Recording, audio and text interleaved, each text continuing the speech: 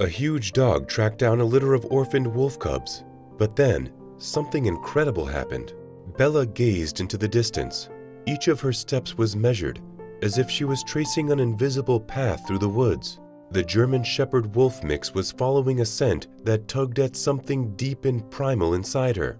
As Bella ventured further into the woods, a sense of urgency enveloped her. She had to find them, now. And so she did, and that's when she knew her nose had brought her to the right place. Or her heart. In the rugged and pristine wilderness of Alaska, Bella, the German Shepherd Wolf mix, was profoundly melancholic. She was once a bundle of energy and joy, but her spirit had dulled. The loss of her litter of puppies had hit her hard. It was the second litter she'd lost, and a mother's sadness hung like a dark cloak around her. Michael's soul was intertwined with the Alaskan wilderness. He had raised Bella from a puppy and watched her transformation with a growing sense of unease. He understood she was mourning the loss of her puppies in her own way, but she didn't seem to be getting over it. Her coat had lost its luster, and her eyes, instead of sparkling with mischief, now held a distant, pensive look. Granted, it had only been a week and a bit, but this was unnatural. He tried to distract her with extra walks along her favorite trails and super big helpings of her favorite treats, but Bella was lost in a world of her own. She almost felt unreachable. As the days passed, Bella began to withdraw even more. She hardly wagged her tail anymore, and the doggy smile Michael loved so much was all but a memory. Bella disappeared into the Alaskan wilderness around their cottage for hours at a time. Often, she stayed out all night and then returned silently with the first light. Her absences were disconcerting. It was unlike her. They were a team. They stood by each other through thick and thin. This was different, and he feared Bella was slipping away from him, that the bond between them was fraying. Why was she so drawn to the wilderness? What was she searching for, alone among the towering pines and along the icy riverbanks? The least he could do was try to find the answers, Michael thought. Maybe something primal in her was looking for her puppies. As the dawn broke with streaks of orange and pink, Bella set off once again. Michael snuck out and set off after her, making sure he stayed at least 100 yards behind her. In the distance, Bella's shape was a ghostly silhouette mist. Michael followed. He tried to be silent, but Bella wasn't out for a stroll. She ran between the trees and through the underbrush, as if she knew exactly where she was going, as if she had traveled this route many times before. For a while, his eyes stayed fixed on Bella, but then he lost her altogether. Michael now had to rely on his tracking skills. Following the signs Bella left behind, he ventured deeper into the woods. The world around him grew wilder, and he was more aware of the untamed heart of the Alaskan wilderness than ever before. Sometimes he lost her trail. Then he walked in widening circles until he picked up a sign again and continued in his pursuit. Finally, in a secluded glen cradled by ancient trees, he spotted Bella. But she wasn't alone. The scene before him took his breath away. Bella was curled protectively around a tiny huddle of what looked like wolf pups. Michael's hackles raised. Instinctively, he looked around for the wolf mother, but they were alone. He, Bella, and the baby wolves. The pups nuzzled against Bella, and then Michael was aghast once again. She was nursing them. Bella's strange behavior, her disappearances, and all-nighters suddenly started making sense to him. She'd been nursing this litter of wolves for a while now. That's why she disappeared, as if she deliberately kept it a secret from him. But there was a deep natural logic to it all too, or so Michael thought.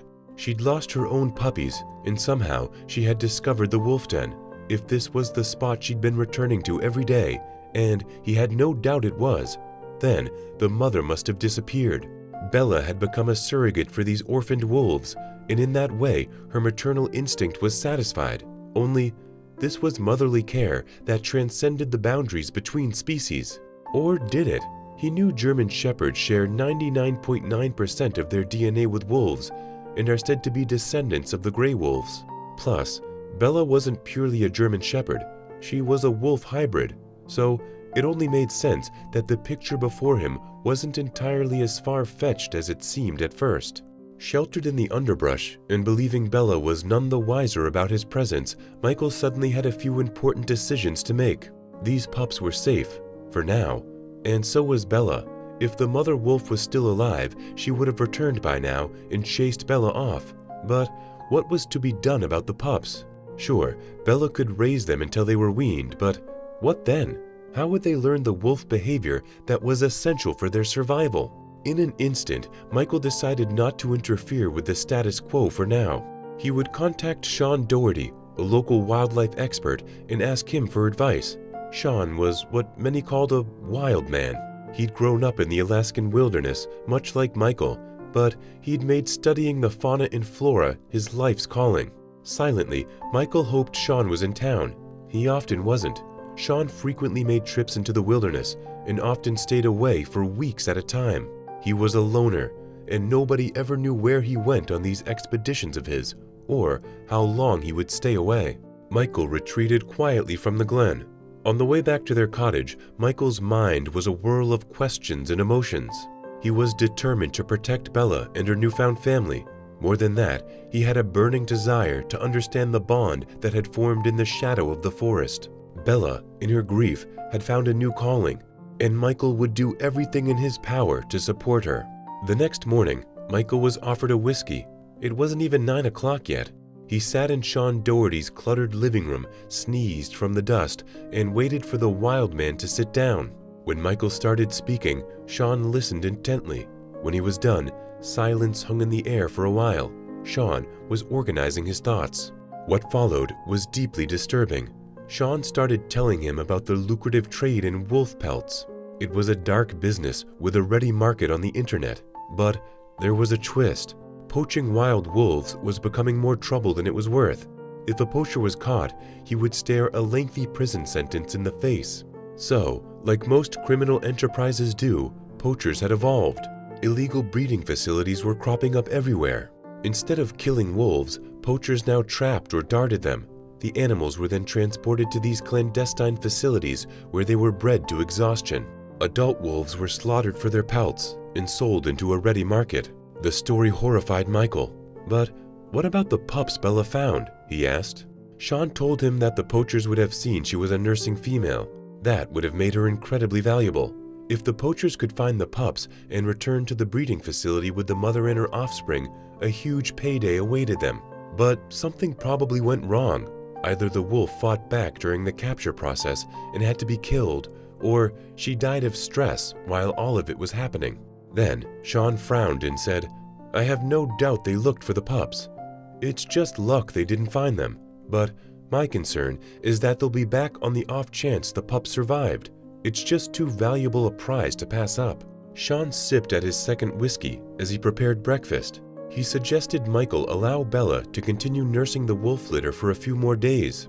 The pups were fragile and they'd need her care to survive. But then, it was essential to move them to a rehabilitation center. They would have to be raised to release them back into the wild. Sean promised to make a few calls and set the whole process in motion. But he stressed that Bella needed to continue taking care of the pups until they were ready to be moved. From there, he would ensure that they were raised in a controlled environment before their eventual release. Michael now doubled his efforts with Bella. When she returned from one of her sojourns, he made a fuss of her and praised her. He adapted her diet to suit her nutritional needs as a nursing mother and made sure she had access to the inside of the cottage whenever she needed it. But at the same time, a sense of unease settled over the usually tranquil wilderness around Michael and Bella's home. Local newspapers seldom carried anything more than community stories, sparsely peppered with a few articles of national interest. But all of the stories from beyond the Alaskan wilderness seemed a lifetime away. Now, it was changing. Grim headlines trumpeted the news of a series of wolf killings in the area. Each report detailed the brazenness of the poachers.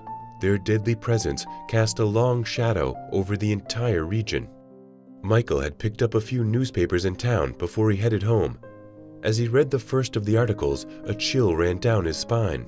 The threat was closer and more real than he had imagined, and it could be deadly for the pups, and by implication, Bella. Sean's words still rang in his head. The poachers would, in all likelihood, continue their search for the pups. and if they found the baby wolves, they'd find Bella.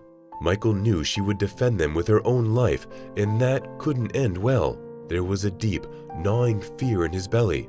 Michael knew he would have to take every possible precaution to protect them from the looming danger. The first step was to fortify his own property. He installed security cameras that were permanently focused on the tree line around the cottage. Then, he decided to return to the wolf den. He would camp there until the arrangements for the removal of the pups were made. Bella acknowledged his presence when he arrived, but didn't get up. She was again curled up around the pups like she'd been when Michael had discovered them. Instead of pushing her, he kept his distance. He made a makeshift camp around 50 yards from the den and settled in. Night after night, he patrolled a wide perimeter around the den. His eyes scanned the darkness in the forest, and his ears strained to hear the faintest rustle or snap of a twig.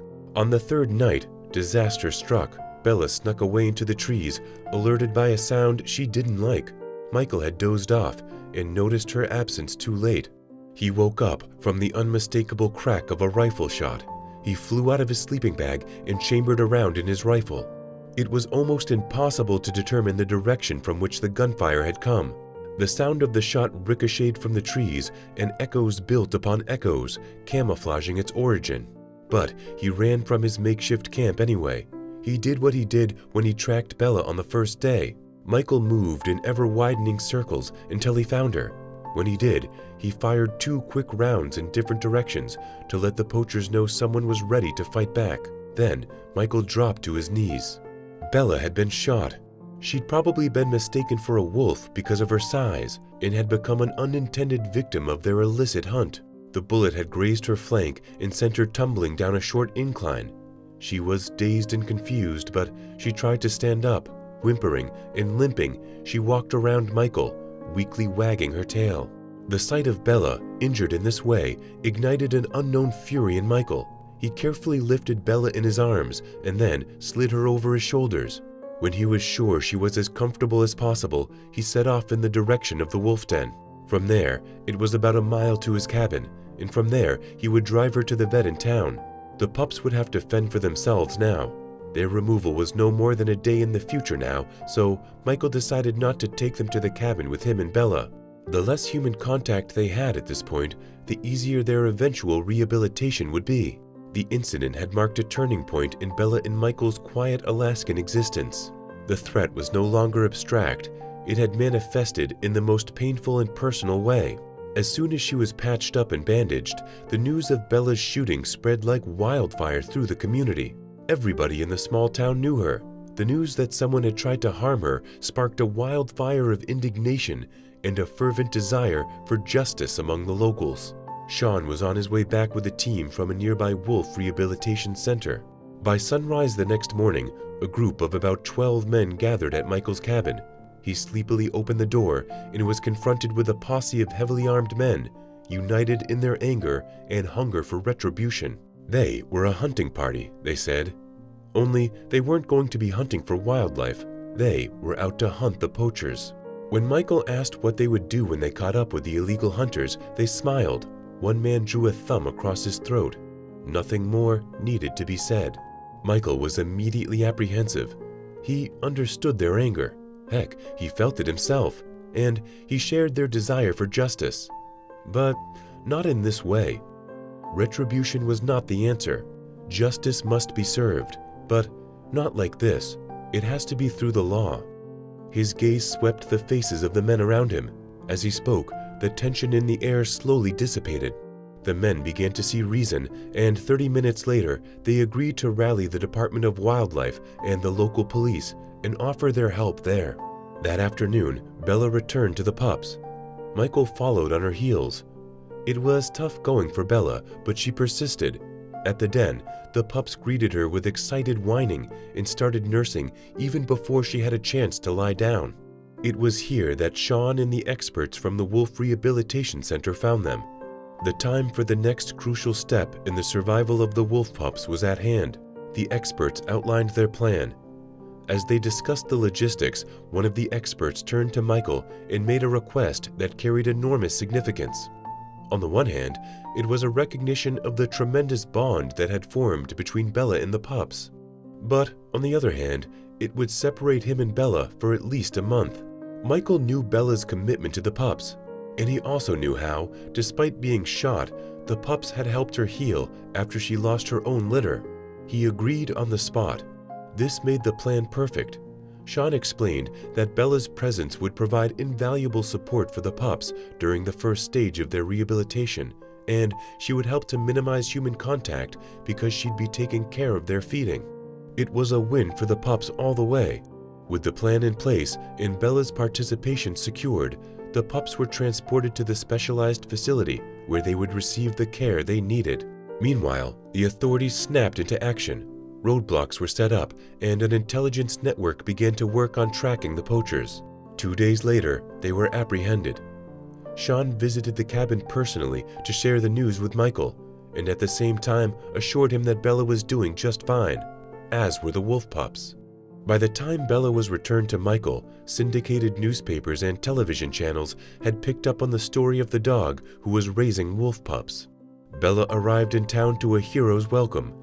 She was a sensation in every sense of the word, but all she wanted was to see Michael.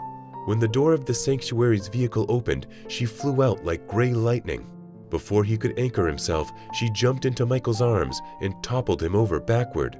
So it was, in the untamed beauty of the Alaskan wilderness, that a single truth echoed loudly: love, in all its forms, can bridge the deepest divides. Do you have a story of a dog caring for wild animals? Please tell us about it in the comments. We'd love to hear. For now, we're out of here. Catch you in the next video.